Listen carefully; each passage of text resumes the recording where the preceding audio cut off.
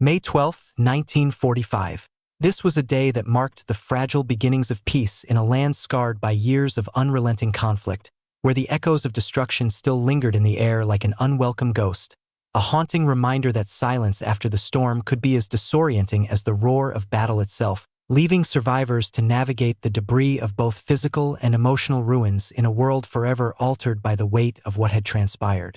Wiesbaden, Germany. The big guns had quit firing 3 days before, but 19-year-old Ilse Hartmann still jumped at loud noises. She stood in the broken pieces of what once was her dad's drugstore, looking for anything she could save when she heard the trucks.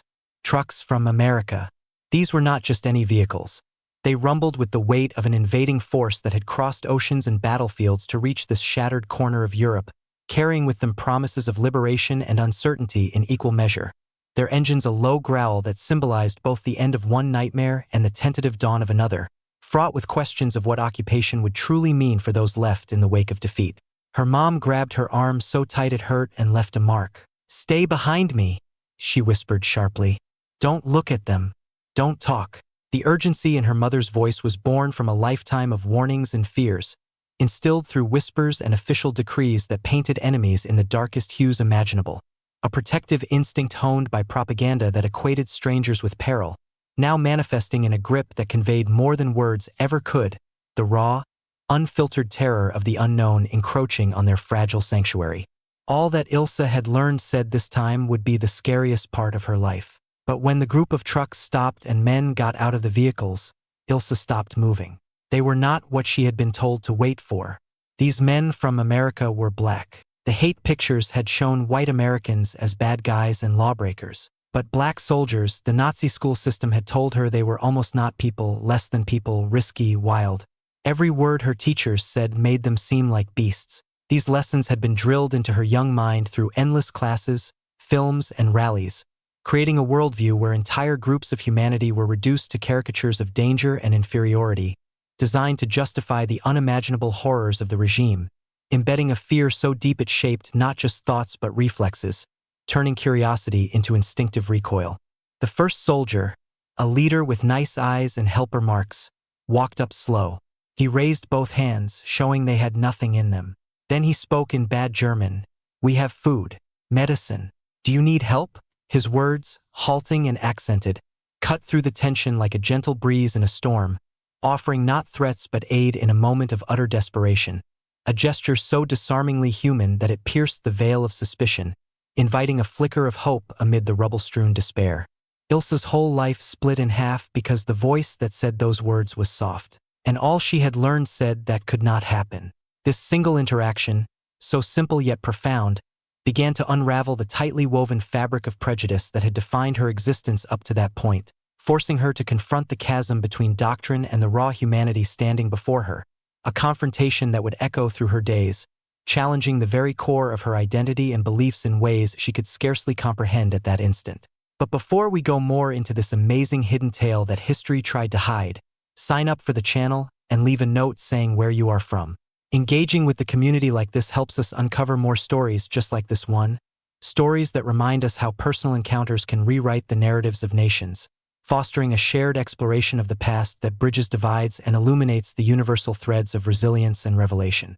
The 761st Tank Group drove into West Germany like a spirit that should not be there. The Black Panthers, that is what they named themselves, battle experts who had pushed through France with a ferocity that got them a group award.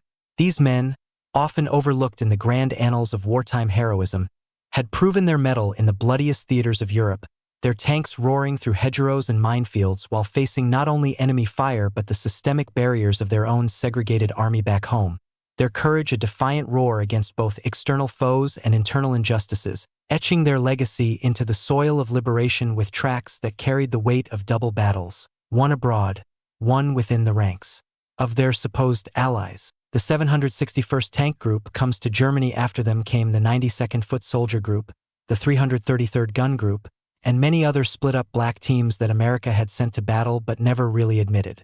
These units, composed of brave individuals from across the United States, farmers, teachers, factory workers, arrived not as conquerors seeking vengeance but as liberators tasked with rebuilding amid the ruins, their presence a quiet testament to the contradictions of a nation fighting for freedom while denying it to so many of its own citizens, a paradox that underscored the selective nature of democracy during wartime, where valor on the front lines coexisted uneasily with exclusion at home. For people in Germany, especially ladies who had been taught to be scared of Americans, the first meetings with black soldiers made a mind mix-up so strong it broke years of brainwashing in moments. This psychological upheaval was not merely personal. It rippled through families and communities, challenging the very foundations of a society built on division and supremacy, igniting sparks of doubt that would fan into flames of reevaluation, transforming isolated incidents into catalysts for broader societal introspection. Ilse Hartmann had used her whole school time studying race levels. The white race at the top, other white people lower, and at the very bottom, black people, less than people, the school book said, not able to have cities, ways of life, or sense. These textbooks, illustrated with pseudoscientific diagrams and inflammatory rhetoric, were mandatory reading, tools of indoctrination that shaped young minds into accepting inequality as natural law, their pages a blueprint for bigotry that permeated education like ink through paper, ensuring that generations internalized hierarchies as immutable truths. Her teacher, Frau Dressler, had been extra strong about it. Frau Dressler, with her stern gaze and unyielding lectures, embodied the authority of the state, her words carrying the weight of official ideology that permeated every aspect of daily life, from classroom recitations to evening radio broadcasts, forging a collective psyche armored against empathy. If you ever meet a black person, she had said in a race study lesson in 1942, keep in mind they are led by low feelings. They can't hold back. They are risky creatures in people's shapes. Ilse had trusted her. Why not? Frau Dressler was a teacher, a boss, someone you count on. But now, standing in the broken parts of Wiesbaden, with her mom's nails digging into her arm, Ilse saw the leader carefully put down a box of canned meals. He moved back right away, giving them room. Another soldier, younger, maybe 20, put a can of clean water next to it. Then they went back to their trucks and waited. These gestures of restraint and generosity stood in stark contrast to the chaos of recent months, where survival had often meant suspicion and scarcity, turning what could have been a confrontation into an unexpected bridge of trust, a momentary suspension of hostility that allowed vulnerability to peek through the cracks of fortified fear. It's a trick, Ilse's mom whispered. They are checking us, seeing if we are hungry enough. But Ilse's little brother, just 7 years old and thin-faced from no food, pulled free and ran to the box. The soldiers did not move, did not yell.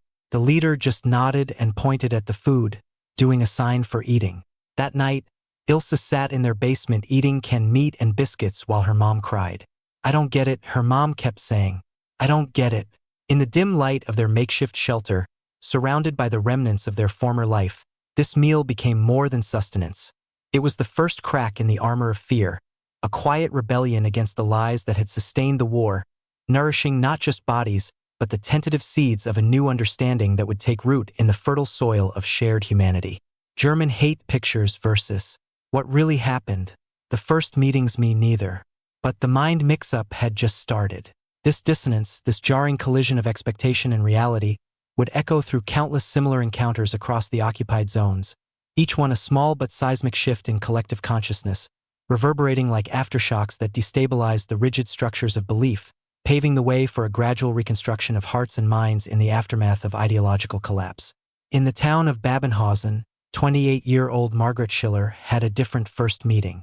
She had been hiding in a farmhouse with 5 other ladies, all of them very scared when a group from the 761 tank group found them. The second they heard feet on the steps, the ladies bunched up, praying. They had heard tales from people running from the east side.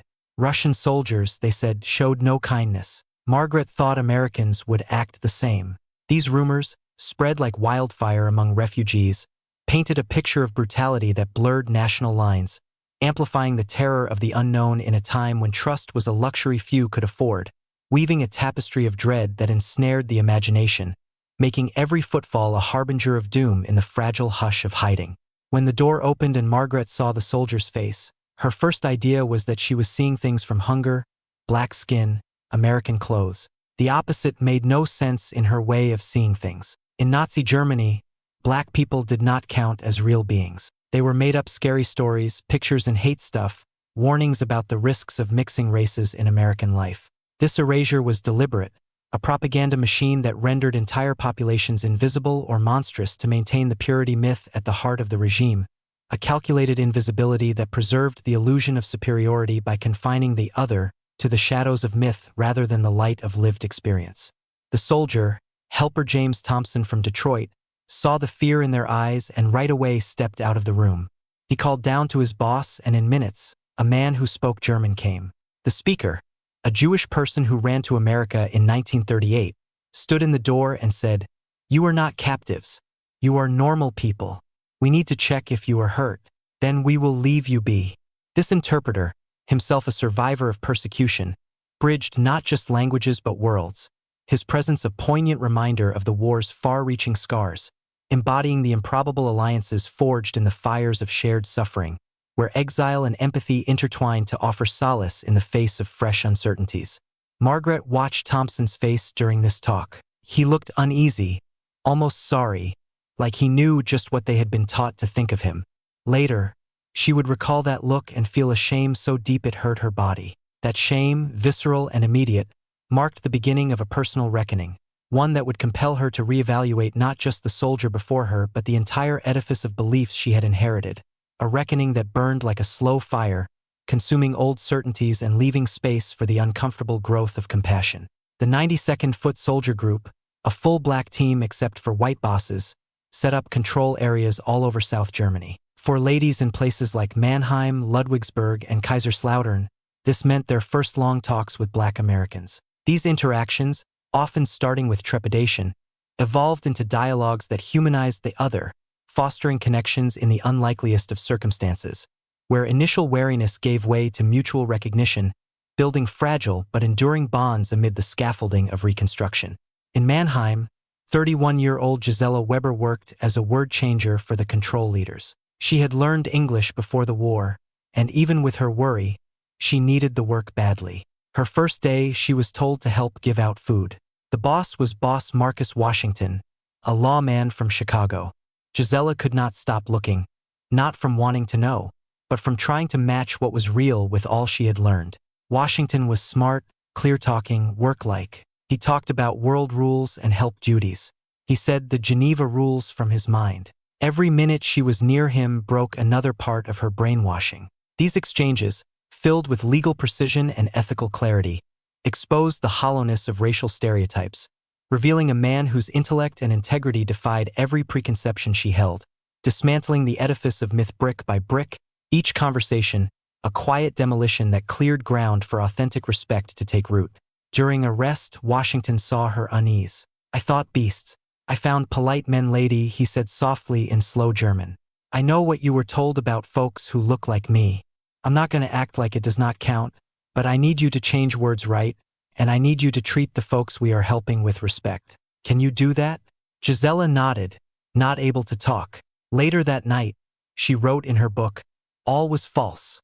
Oh, how many other false things was I told?" This diary entry, scrawled in the quiet hours after a day of revelations, captured the raw vulnerability of awakening, a solitary moment of doubt that would soon demand action, transforming private turmoil into the impetus for outward change. As the ink dried on pages that chronicled the birth of a conscience unchained, the mind mix-up worked on many steps. First, there was the surprise of meeting black soldiers even.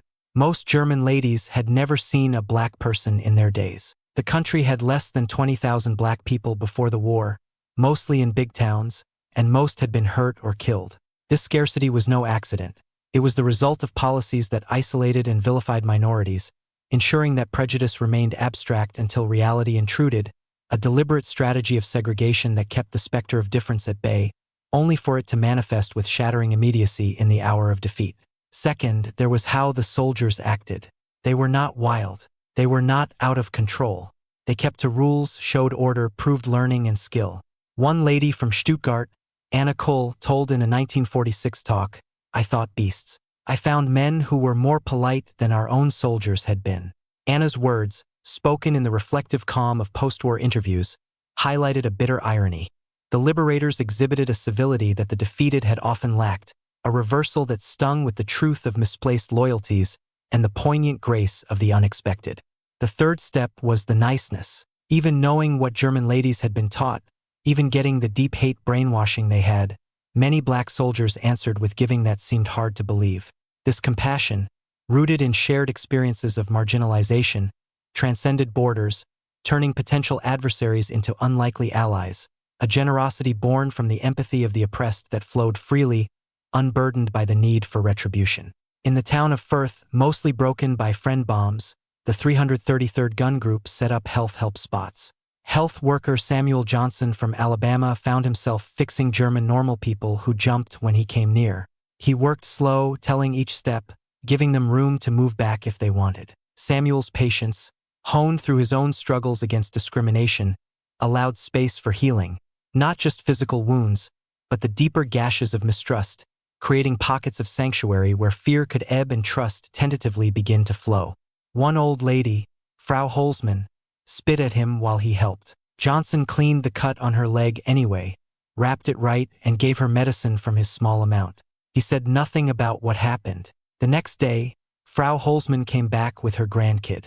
She said sorry in bad English. Johnson took it with a quick head move. Years later, the grandkid, Lotte Holzmann, would say, "My grandma cried for 3 days after that. She said she had used her whole life trusting false things, and now she would use the rest of her life trying to fix it."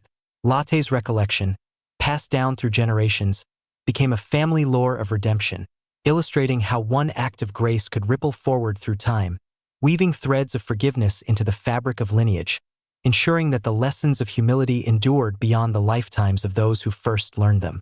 The weddings started in months. Even with friend rules, even with army bans, even with the fear from both American police and German groups, bonds grew. In Bavaria alone, papers show over 150 weddings between black American fighters and German ladies by late 1946. These were not easy love stories. Each bond showed a full no to Nazi race ideas. These unions, forged in the crucible of occupation, were acts of profound defiance, symbols of love's power to dismantle the barriers erected by hate, quiet revolutions enacted in chapels and courthouses, where vows exchanged under watchful eyes became declarations of a new order rooted in equality and affection. When niceness broke years of brainwashing for the ladies, picking to wed a black soldier meant taking that all they had been taught was not just bad, but terribly wrongly bad. Ilse Hartmann, the drugstore dad's girl from Wiesbaden, wed helper leader Robert Mitchell of the 761 Tank Group in 1947. Her mom cut her off. Her old neighbors called her a backstabber, but Ilse said in a note to her sister, "I would rather be a backstabber to false things than stay true to the bad I was taught." The kids of these weddings, the control kids, faced hard hate in Germany. Many ended up taken by their dads' families in America. But their being there proved something the Nazi group had used big work to say no to, that being human goes past the fake group's hate makes. These children, often caught between two worlds, embodied the regime's ultimate failure, the unyielding truth that connection defies division, their very existence a living rebuttal to doctrines of separation, growing up as bridges across cultural chasms in a post-war landscape still grappling with the ghosts of ideology. The mind effect on German ladies who met black soldiers with old ideas from Nazi hate pictures often went in a way. First came surprise at the gap between what they thought and what was true. Then came shame as they saw their brainwashing. Last came a bigger asking about all they had been taught. Margaret Schiller, who had hidden in the farmhouse, became a loud no-hate speaker in after-war Germany. She talked at schools about what happened to her, starting every speech the same. "I was taught to dislike. I was taught to be scared. And then I met real people. And all I had been taught showed as a false thing made to make beasts of us all." Margaret's advocacy, tireless and unflinching, sowed seeds of tolerance in the next generation, turning personal pain into public purpose. Her voice a clarion call that echoed through auditoriums and classrooms, inspiring others to dismantle the remnants of prejudice one testimony at a time. Not every meeting was good. Some black soldiers, made mad by split up in their own army and hate in their own land, showed little waiting for German normal people. Some German ladies, too stuck in their brainwashing, would not admit what was real even when it was right there. But most meetings went the way Ilse Hartmann did. Thought of wildness, followed by the slow, uneasy seeing that the wildness was not in the soldiers they had been taught to fear, but in the setup that taught them to fear. The funny part was not missed by many black soldiers. They had been fighting to beat a hate group while working in a split-up army from a land that still did Jim Crow. Boss Washington told Gisela Weber during one of their work times, "We are here to beat your hate while being made to live with our own. It is silly. One day both our lands will have to face what they have done." Washington's candid reflection, shared in the midst of administrative drudgery, underscored the global web of injustice, a reminder that liberation is incomplete until it reaches everyone. His words a prophetic murmur that linked the battlefields of Europe to the streets of America, foretelling the intertwined destinies of two nations in pursuit of equity. By 1948, as control jobs ended and black teams went home, they left behind changed towns. The ladies who had worked with them, wed them, or just met them, took ahead a truth that the race levels they had been taught were made-up things, false things made to rule and take away human side. Ilsa Mitchell, once Hartman, wrote to her sister in 1963 after seeing news of the walk on Washington. "When I see Dr. King talk, I think about Robert and the other men from his team. They fought a hate land far away, then went home to fight hate in their own land. They taught me that brave means facing the false things you were raised to trust. That is the lesson I will hold until I die." Ilsa's letter, penned amid the fervor of a burgeoning civil rights movement, connected her European epiphany to the American struggle, showing how threads of justice weave across continents and decades, a personal missive that became a microcosm of global awakening, where one woman's journey mirrored the march toward dignity for millions. German kids born after the war learned a different past than their parents. The mind mix-up their moms felt became lesson times. When Lotte Holzman had kids of her own, she told them about the black health worker who fixed her grandma with niceness even after being spit on. "Your great-grandma learned the toughest lesson." Lotte would say that the folks you are taught to dislike are often more human than the folks who teach you to dislike. These bedtime stories and dinner table tales became the antidote to inherited bias, nurturing empathy in the hearth of family life, oral histories that countered official narratives, instilling in the young a skepticism toward authority and a reverence for the unvarnished truth of human kindness. The control papers hold thousands of small times like these. Health help given to mad normal people. Food shared even with bad feelings. Work kindness given even when met with hate scorn. Each time was a hard hit against the idea of being better. The long effect was not counted in army wins or land held. It was counted in the ladies who chose to ask about all they had been taught. In the kids who grew up hearing their moms say, "I was wrong. We were all wrong." In the slow, hurting way of seeing that being human can't be split into levels of value. For the black soldiers themselves, the time was hard to sort.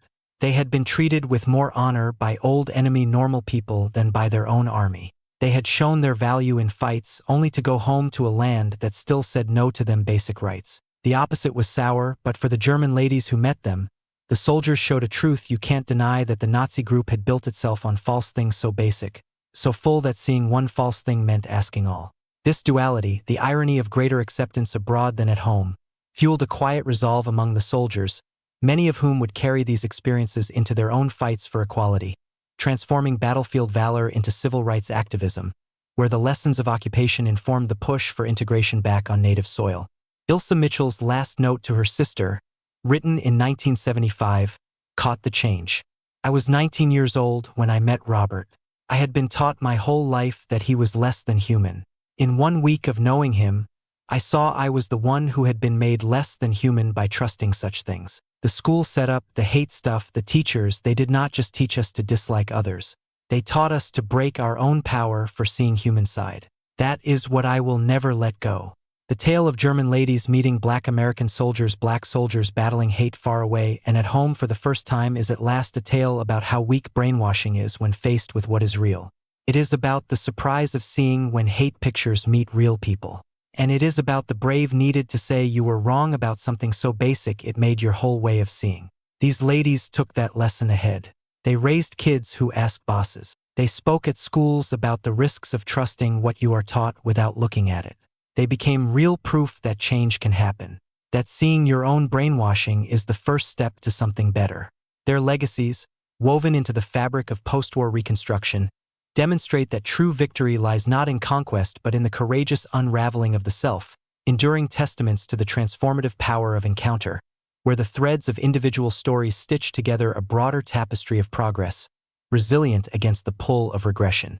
History counts wars in fights, deaths, and land shifts. But for these ladies, history was counted in the time their sure thing broke. In the second, they saw that the beasts they had been warned about were more human than the setup that warned them. That seeing changed all. Not fast, not simple, but fully.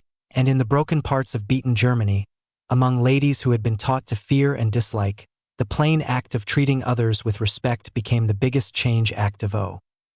This abrupt, almost poetic close leaves us pondering the O of realization, the profound O of awakening, a sound that echoes through history as the gasp of a world remade one encounter at a time, a universal exclamation that captures the exquisite pain and joy of shedding illusions, inviting us all to listen for its resonance in our own lives.